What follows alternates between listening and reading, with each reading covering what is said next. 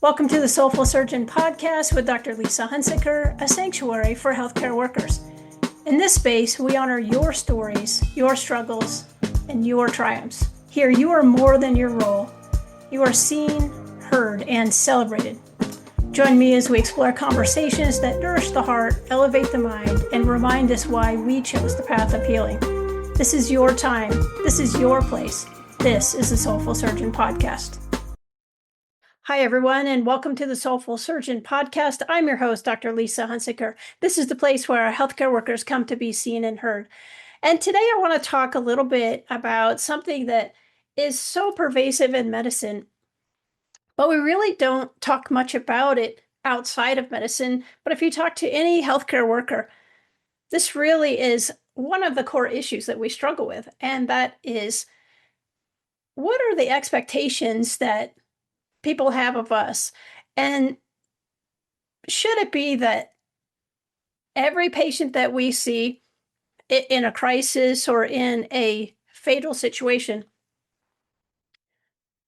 is the expectation that every patient survives? And is the expectation that every surgery that we do just goes perfectly? And every diagnosis is made on time immediately, and there's no struggle, and every complication should be prevented. And I feel like that really is our daily struggle that we're dealing with, and that really everyone expects us as physicians and healthcare workers and advanced providers that we should be able to control all things. And really, that's just not even possible. So I want to talk about this whole idea of an undesired outcome does not automatically mean that something has gone wrong. And that might just be the natural evolution of what the patient's experience is. It also has to do with life, right? And this is the overall outcome that the biology of the situation has actually occurred. And so one of the things is, I feel like, dealing with cancer patients, I think there is an expectation that many people, they come in and they're so panicked and they just want to erase this diagnosis because it makes them just so uncomfortable, right? And the years of disease have led to disease. And now they want to fix that. And it's interesting because I know that many patients, the first thing that they want to know, at least in my world, is, when can we get to surgery? When can we get this out of me? Because they just need to move beyond that. But really, there is this whole responsibility of treating them and diagnosing them. But the outcomes, I feel that we're held to a standard that almost is impossible. And yes, we have incredible striving and we want things to be better. We're always learning. And we have the privilege of caring for people. And I don't think people understand how much we care about our patients. But I think that there is another, when I see a patient, I come in with two suitcases, right? I come in with my knowledge suitcase, and so we can sit down, we can have a conversation, and we can really understand the situation and make a plan together. But also, I have this other suitcase that I carry with me, which is, what am I going to miss? What is the complication that can occur? How do I prevent every single complication that has absolutely nothing to do with me? And so I want to think about performing, and not really performing as an acting, but really taking the best care of my patients, but also taking care of me as well. And I think that physicians always wonder, am I making the right decision? And we don't have all the variables. And I think this is where, when we talked about perfection before, perfection demands that you know all of the variables, and that's just not even possible. So when we're caring for patients, it's like, I'm sorry, Mrs. Jones, you have to show up with, all the variables so I know how to make this go. And right, Mrs. Jones has no idea what the variables are. And we're trying to do the best that we can, both the patient and the physicians. But really, I think people don't realize that, patients may experience their worst day once, but physicians will relive that day over and over and over for the rest of their careers.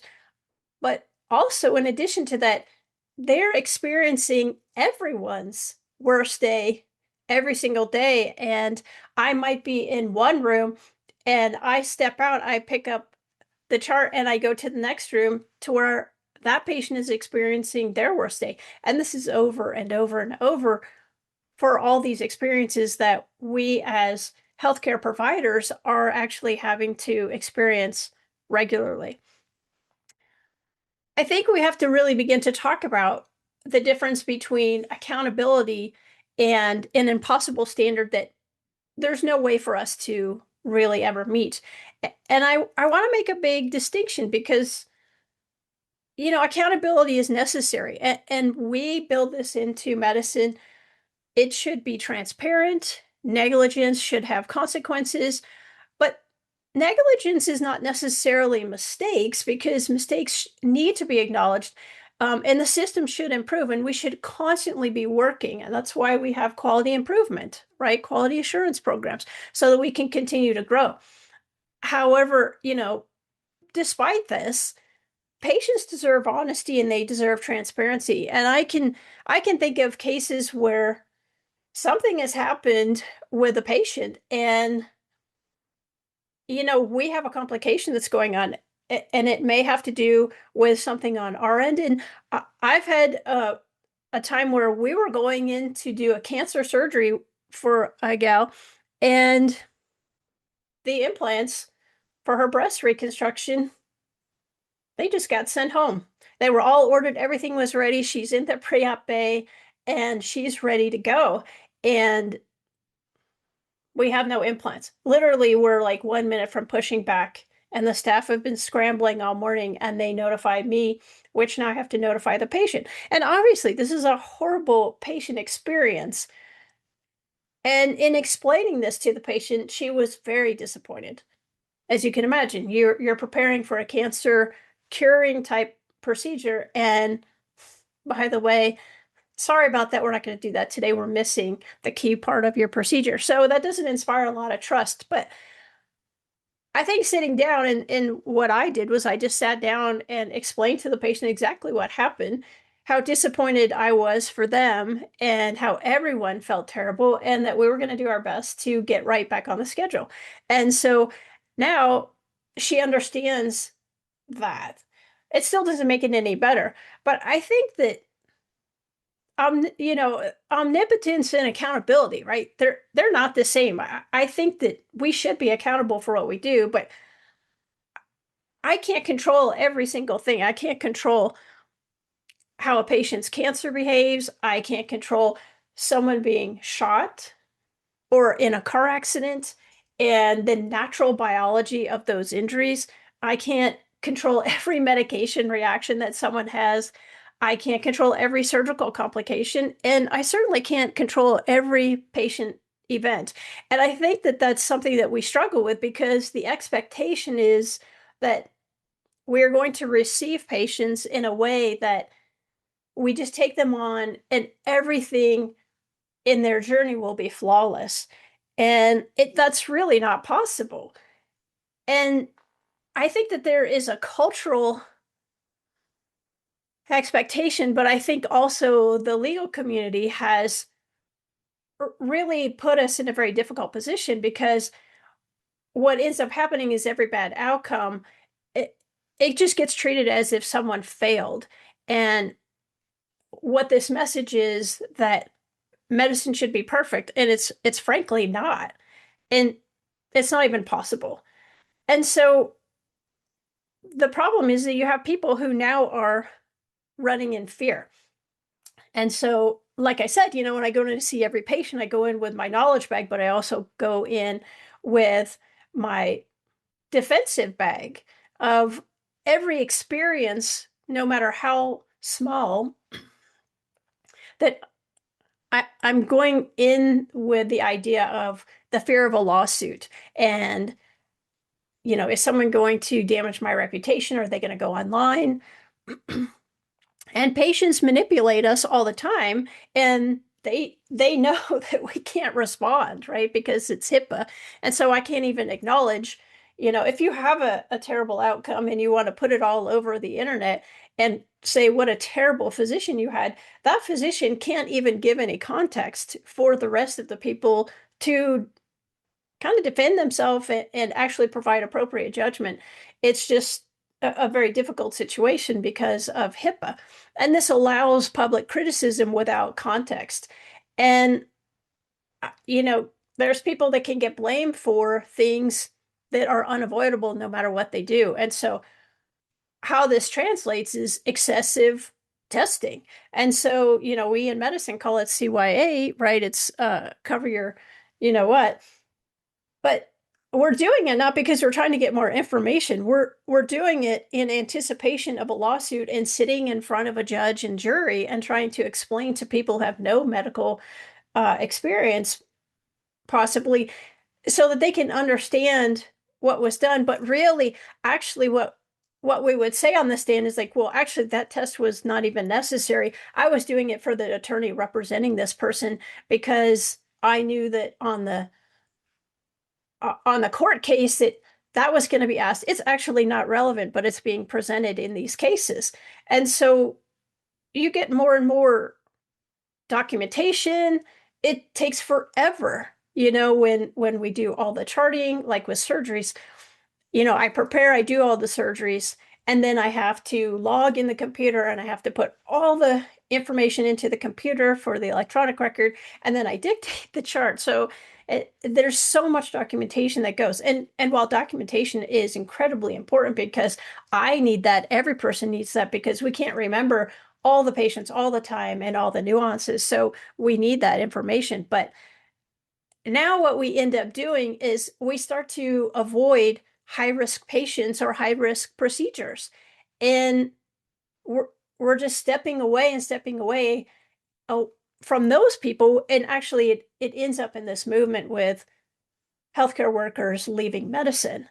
And so when I spend more time trying to protect myself from the possibility of being blamed and sued than I actually spend in time with my patients, I mean, everybody loses in that scenario. So I feel like we have to come up with something different. And I think patients need to really understand, really, there's so much more going on in the room than what they're experiencing. And it's really important for patients to understand that they are not the enemy in this. Patients are they're the whole reason that we've been here in medicine, right? We came to medicine for them.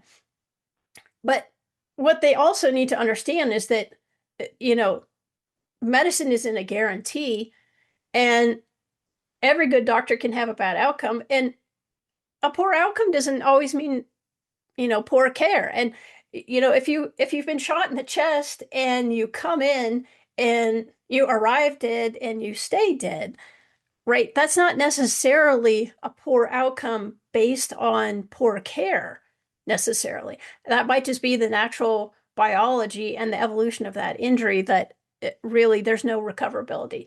And I think we have to really start looking at this and uh, really separate, accountability from controlling all factors of the universe, right? And so I think we need to start treating healthcare workers with a little bit of humanity and treat us like human beings.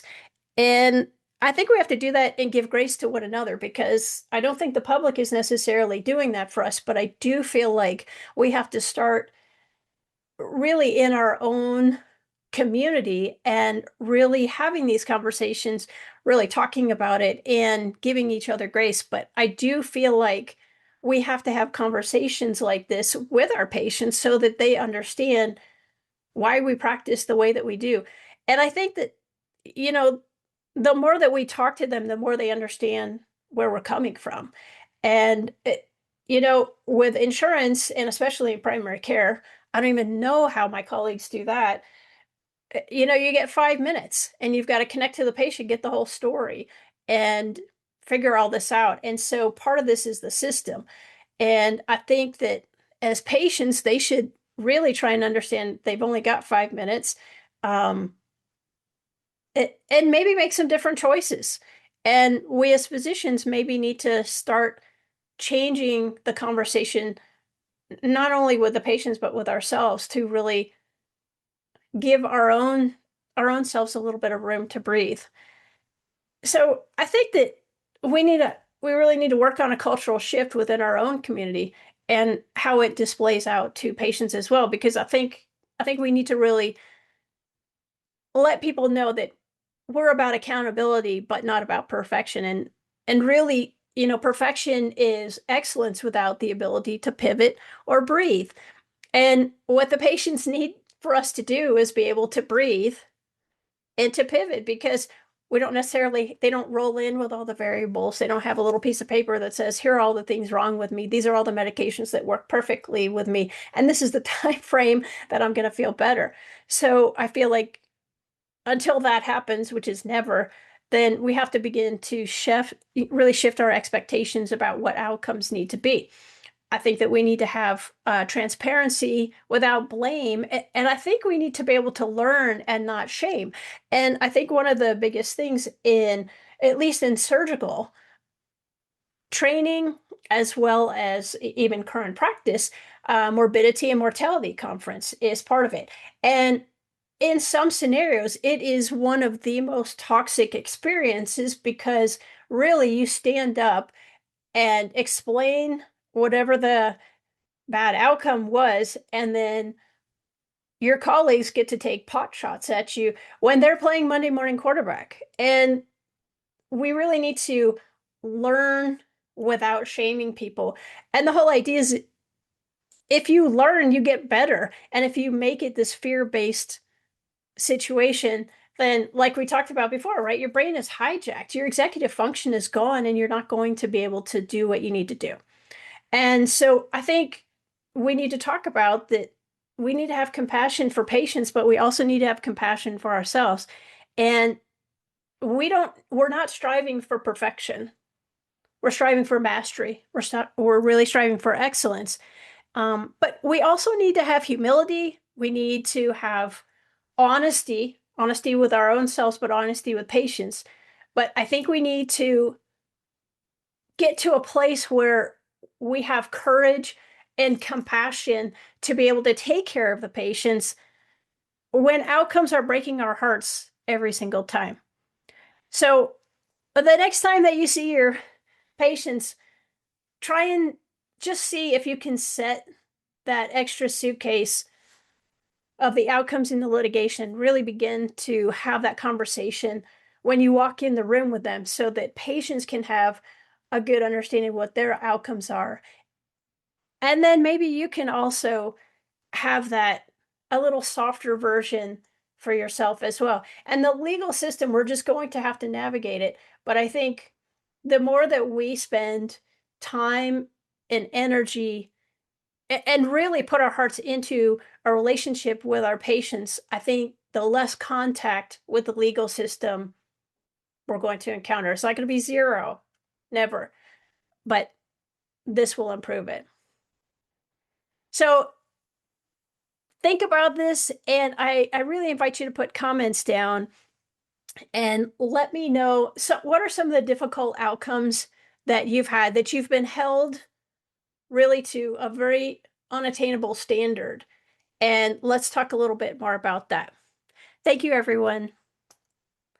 If this podcast has really resonated with you, I invite you to share it.